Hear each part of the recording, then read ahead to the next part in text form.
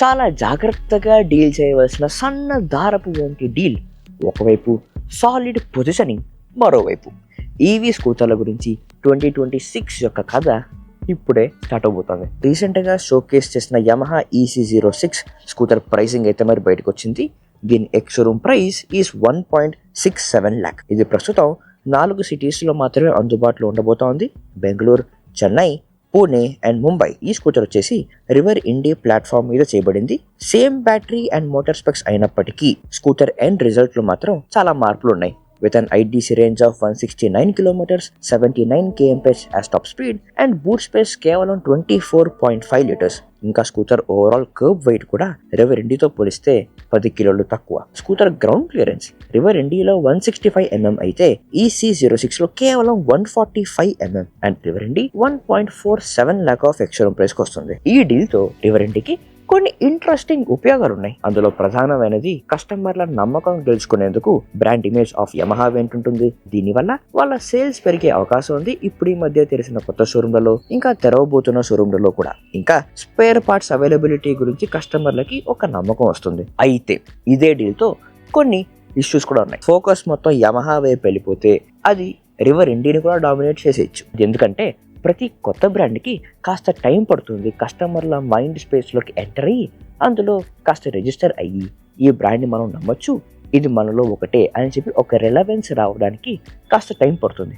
అది వచ్చిన తర్వాత బ్రాండ్ మీద నమ్మకం కుదిరిన తర్వాతనే వాళ్ళు లాంచ్ చేసే ప్రోడక్ట్ల మీద దృష్టి అండ్ అటెన్షన్ అనేది వస్తుంది. అసలు ఇదివరకే నన్ను చాలా మంది అడిగారు, అసలు ఈ రివర్ మొబిలిటీ బ్రాండ్ ఏంటి, ఇది ఇండియన్దేనా, ఇది మనం నమ్మొచ్చా, ఎక్కువ కాలం ఉంటుందా అని చెప్పి వాళ్ళ సందేహాలు వ్యక్తపరిచారు.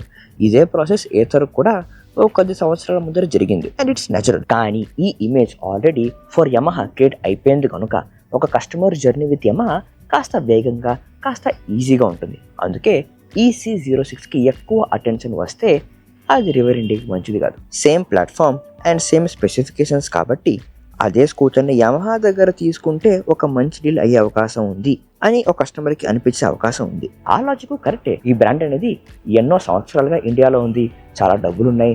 సో ఈ బ్రాండ్ ఎక్కువ కాలం ఇండియాలో ఉండే అవకాశం ఉంది, సర్వీసింగ్ ఫర్ ఇయర్స్ ఇచ్చే అవకాశం ఉంది అని ఒక నమ్మకం ఇస్తుంది. అయితే ఈ డీల్ అనేది రివర్ మొబిలిటీకి సరిగ్గా పనిచేయాలి అంటే EC06 రివర్ ఇండి స్కూటర్ అవైలబుల్ గా ఉన్నన్ని చోట్ల అవైలబుల్ గా ఉండకూడదు. ఒకవేళ అవైలబుల్ గా ఉన్నా కూడా రివర్ ఇండితో పోలిస్తే ఆ పెర్ఫార్మెన్స్ కాస్త తక్కువలో ఉండాలి, స్పెసిఫికేషన్స్ కాస్త తక్కువగా ఉండి రివర్ ఇండి స్కూటరే ఒక మంచి చాయిస్ అనే పొజిషన్లో ఉండాలి. At the same time brand image of Yamaha అనేది రివర్ మొబిలిటీ మీద రబ్ ఆఫ్ అయ్యి రివర్ మొబిలిటీ మీద కూడా ఒక భరోసా అనేది క్రియేట్ అవ్వాలి. ఇవన్నీ జరుగుతుండగా ఒక ఈవీ స్కూటర్ ఎలా తయారు చేయాలో ఈవీ స్కూటర్ ప్లాట్ఫామ్ నుంచి, ఆ రివర్ ఇండి ప్లాట్ఫామ్ నుంచి నేర్చుకొని వాళ్ళ ఈవీ స్కూటర్ ఎలా బయటికి తేవాలి అన్న విషయం గురించి యమహా పనిచేస్తూ ఉంటారు.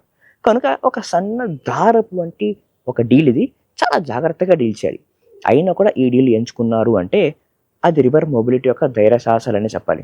ఒకవైపు ఇవన్నీ జరుగుతుండగా ఒక వియట్నమీస్ బ్రాండ్ విన్ఫాస్ట్ వాళ్ళ ఈవీ స్కూటర్స్ ని ఇండియాలో లాంచ్ చేసే పనిలో పడ్డారు. ఎగ్జాక్ట్ టైం లేని తెలియదు కానీ అది సెకండ్ హాఫ్ ఆఫ్ 2026 అయ్యే అవకాశం ఉన్నది అని రూమర్స్. ఇలా కొత్త బ్రాండ్లు వాళ్ళ కొత్త లాంచెస్ నడుమ అన్నీ జరుగుతుండగా టీవీఎస్ మాత్రం వాళ్ళ డిమాండ్ ఇంక్రీజ్ అయ్యిందని దానికి తగ్గట్టు ఐక్యూబ్ అండ్ ఆర్బిటర్ యొక్క ప్రొడక్షన్ ని పెంచే పనిలో పడ్డారు. ఎలాగో మనం సేల్స్ డేటా గురించి దగ్గరగా వచ్చేసాం. ఒకసారి జాన్ 2026 యొక్క సేల్స్ డేటా చూద్దాం. క్రితం సంవత్సరపు సేల్స్ డేటాతో కంపేర్ చేసి చూద్దాం. సేల్స్ డేటా చెప్పను కానీ ఆ డేటా నుంచి వచ్చే ఇన్సైట్స్ మాట్లాడదాం. ఇప్పుడు మీరు చూసేది జాన్ 2026 యొక్క EV scooter sales graph compare to last year. దీన్ని ఒక 2-3 సెకండ్లు కాస్త జాగ్రత్తగా పరిశీలించండి. ఇందులో కేవలం నంబర్లే కాదు, ఎన్నో విషయాలు తాగున్నాయి. సరళంగా చెప్పాలంటే 2 పాయింట్లే. టీవీఎస్, చేతక్, ఏతర్ అండ్ హీరో కన్సిస్టెంట్గా సాలిడ్గా ఈవీ స్కూటర్ స్పేస్ని డామినేట్ చేస్తున్నారు అండ్ మంచి products like River and Ampere కూడా బాగా గ్రో అవుతున్నాయి. సెకండ్ పాయింట్, ఓలా ఎలక్ట్రిక్ కన్సిస్టెంట్గా కిందకి పడిపోతూనే ఉంది. అక్కడి నుంచి ఆ స్కూటర్ మ్యానుఫ్యాక్చరింగ్ నుంచి బ్యాటరీ ఎనర్జీ స్టోరేజ్ సిస్టమ్స్ వెళ్తున్నారు. తిరిగి ఈవీ స్కూటర్ల మీద, బైక్ మీద ఫోకస్ పెట్టి వస్తారా అంటే తెలియదనే చెప్పాలి. ఇక్కడ మీరు చూసే graph is an example for ఒకటి రిలయబిలిటీ, ఒక రిలయబుల్ ప్రోడక్ట్ తయారు చేయడం ఎంత ముఖ్యం అని చెప్పి. ఇక్కడ ఈ పాయింట్లో ప్రోడక్ట్ అంటే ఒక 2-wheeler. And second, it is not about huge claims. అసలు రియాలిటీ ఏంటి, ప్రోడక్ట్ గురించి అండ్ క్వాలిటీ గురించి. అండ్ మూడవది, సేల్స్ అంటే అమ్మేసి చేతులు దులిపేసుకోవడం కాదు. అమ్మిన తర్వాత కస్టమర్ జర్నీ అనేది అంతం కాదు, అప్పుడే ఆరంభం అవుతుంది. And fourth and important, availability. Scooter and services అనేది ఎన్ని ప్లేసెస్లో అవైలబుల్గా ఉంది, ఎంత అఫోర్డబుల్గా ఉంది అనేది చాలా ముఖ్యం. చాలా డిఫరెన్స్ అనేది క్రియేట్ చేస్తుంది. ఇప్పుడు ఈ 4 పాయింట్స్ని ఒక్కొక్కటిగా పరిశీలిద్దాం. First, TVS, Bajaj, Ather and hero, ఇవి 4 కూడాను రిలయబిలిటీ మీద ఫోకస్ పెట్టి బండ్లను తయారు చేశారు. వీళ్ళు ఎప్పుడూ కూడాను అక్కర్లేని గిమ్మికీ ఫీచర్లతో స్కూటర్లని నింపేయలేదు. ఒక కస్టమర్కి పనికొచ్చే ఫీచర్లు, పనిచేసే ఫీచర్ల మీదనే ధ్యాస పెట్టారు. దాంతో స్కూటర్తో ఒక బంధం ఏర్పడుతుంది, ఒక నమ్మకం వస్తుంది. నాకు ఎప్పుడు అవసరం వచ్చినా ఈ 30-40 కిలోమీటర్ల రేడియస్లో, ఈ టౌన్లో, ఈ సిటీలో ఏ వేళ కావాలన్నా కూడా ఈ బండిని ధైర్యంగా తీసుకొని వెళ్ళగలను అనే ఒక నమ్మకం ఏర్పడుతుంది. ఇంకా సెకండ్, భారీ range claims and specification claims అయితే ఈ బ్రాండ్స్ కూడా చేశాయి. కానీ ఆ క్లెయిమ్స్లో కూడా ఒక ప్యాటర్న్ ఉంది. ఇప్పుడు ఒకవేళ 3 kWh బ్యాటరీ ప్యాక్తో వచ్చే బండిలో 150 కిలోమీటర్స్ ఐడీసీ రేంజ్ అయ్యి real range for example 100 kilometres అయిందనుకోండి, అదే కంపెనీ నుంచి 4 kWh బ్యాటరీ ప్యాక్ ఇంకోటి లాంచ్ అయితే దాని ఐడీసీ రేంజ్ 175 కిలోమీటర్లు అయితే దాని రియల్ రేంజ్ అటు ఇటు దగ్గరగా 120 కిలోమీటర్స్లో వస్తుంది అని మనకి అర్థమైపోతుంది. కానీ ఇన్ కాంట్రాస్ట్ ఓలా ఎలక్ట్రిక్ మాత్రం వాళ్ళ 4 kWh బ్యాటరీతో వచ్చే స్కూటర్ని ఒక సంవత్సరం 180 కిలోమీటర్స్ ఐడీసీ రేంజ్ అని క్లెయిమ్ చేస్తే, అదే స్కూటర్ని అదే బ్యాటరీ ప్యాక్తో next year 248 kilometres of IDC range అని క్లెయిమ్ చేస్తూ రియల్ రేంజ్ మాత్రం అంతే ఇచ్చేది. అలాగే స్కూటర్ల హైపర్ సర్వీస్ బాగుందని, ఆ ఫీచర్లు చాలా బాగున్నాయని ఎన్నో క్లెయిమ్స్ చేశారు. కానీ అసలు గ్రౌండ్ రియాలిటీ మాత్రం ఎగ్జాక్ట్ ఆపోజిట్గా రోజు రోజుకి పతనం అవుతూ ఉంది. అండ్ థర్డ్, ఇదే అతి ముఖ్యమైన పాయింట్, ఒక ఆటోమొబైల్ని మిగతా ప్రోడక్ట్స్తో వేరు చేసి చెప్పేది. బేసిక్గా ఎన్నో ప్రోడక్ట్స్కి అమ్మిన వెంటనే బ్రాండ్ కస్టమర్తో చేతులు దులిపేసుకోవచ్చు. కానీ ఆటోమొబైల్లో ఓ కస్టమర్కి అమ్మడం అంటే ఆ బ్రాండ్ కస్టమర్కి ప్రామిస్ చేయడం, సబ్స్క్రైబ్ చేసుకోవడం వంటిది.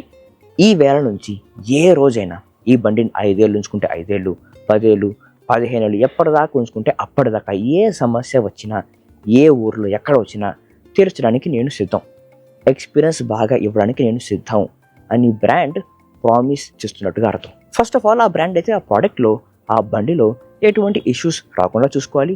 వచ్చే బగ్స్ కూడా చాలా తక్కువగా ఉండేలా చూసుకోవాలి. అలా వచ్చినా కూడా తీర్చగలను అనే ఒక నమ్మకం ఇవ్వాలి.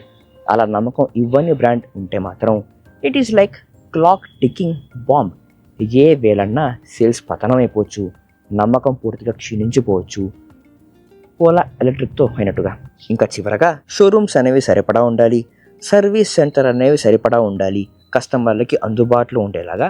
ఇవి సేల్స్ మీద పాజిటివ్ ఎఫెక్ట్ అయితే చూపిస్తుంది. అయితే ఈ ఎక్స్పాన్షన్ అనేది ఇప్పటిదాకా నేను చెప్పిన 3 పాయింట్స్ని ఓ కొద్ది సిటీస్లో ఓ కొంతకాలం పాటు కన్సిస్టెంట్గా చేస్తూ దాంట్లో ఎక్స్పర్టీస్ వచ్చిన తర్వాతనే ఎక్స్పాండ్ చేయాలి. And now the result of this, EV స్కూటర్ల గురించి ఓ కొంతకాలంగా క్లోజ్గా ఫాలో చేస్తూ వస్తున్న ప్రతి ఒక్కరి అంచనాని మ్యాచ్ చేస్తూ ఈ సేల్స్ డేటా అయితే వచ్చింది. కన్సిస్టెంట్గా రిలయబిలిటీ మీద ధ్యాస పెట్టే బ్రాండ్స్ యొక్క డామినెన్స్ అండ్ వాటి మీద కస్టమర్ల నమ్మకం. ఇప్పుడు దేని గురించి మీకు అనిపిస్తుందో కమెంట్స్లో మాకు తెలియజేయండి. చాలా